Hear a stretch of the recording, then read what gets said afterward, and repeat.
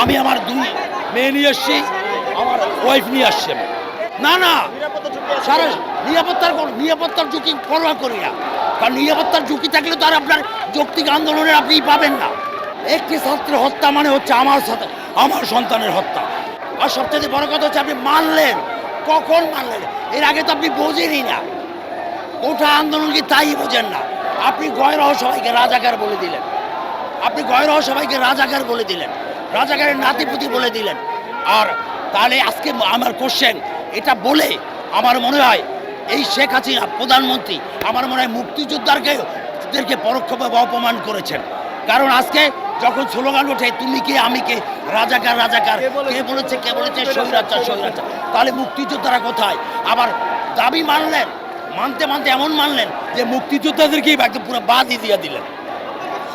যে সারা বাংলাদেশের অভিভাবকদেরকে বলবো, যেহেতু ছাত্র হত্যা হয়েছে, আপনার ঘরেও যেহেতু ছাত্র আছে, আপনার ঘরেও যেহেতু সন্তান আছে, তারা কোনো না কোনো স্কুল কলেজ ইউনিভার্সিটি লেখাপড়া করে। সুতরাং একটি ছাত্রের হত্যা মানে হচ্ছে আমার সন্তানের হত্যা। একটি সুষ্ঠু তদন্তের মাধ্যমে, অর্থাৎ একটি জুডিশিয়ারি তদন্ত কমিটি গঠন করতে হবে।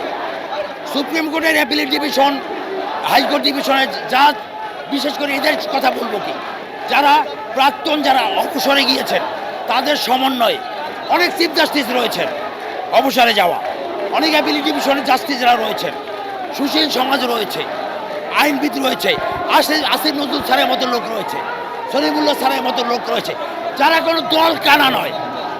আমি দল কানাদের কথা বলবো না, নিরপেক্ষ লোক বাংলাদেশে যারা এখনও এদেশের স্বার্থ সংশ্লিষ্ট কথা বলে তারা রয়েছে।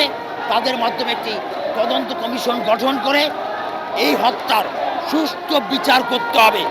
ওটা যদি 100% দেওয়া হয়, যে দেশের বিসিএস এর প্রশ্নপত্র ফাঁস করে চাকরি দেওয়া হয়, সেখানে 100% কোটা দিলে কি যায় আসে বলেন তো? আপনি প্রশ্নপত্র ফাঁস করে তারপর আপনি কি করবেন? প্রশ্নপত্র ফাঁস করে চাকরি দিবেন, সেখানে কোঠার যদি এই 92% না, আপনাকে যদি 100% দেওয়া হয়, তাতে কি যায় আসে? চাকরি দিব আমার সিলেক্টেড লোকদেরকে, তাদেরকে রাতের আপনি পরীক্ষার আগের দিন কোশ্চেন আমি দিয়ে আসবো বাসায়, ঠিক আছে? তারপর আমি তাদের তাহলে কোঠা দিয়ে কী হবে? এটা যখন অনুধাবন হয়েছে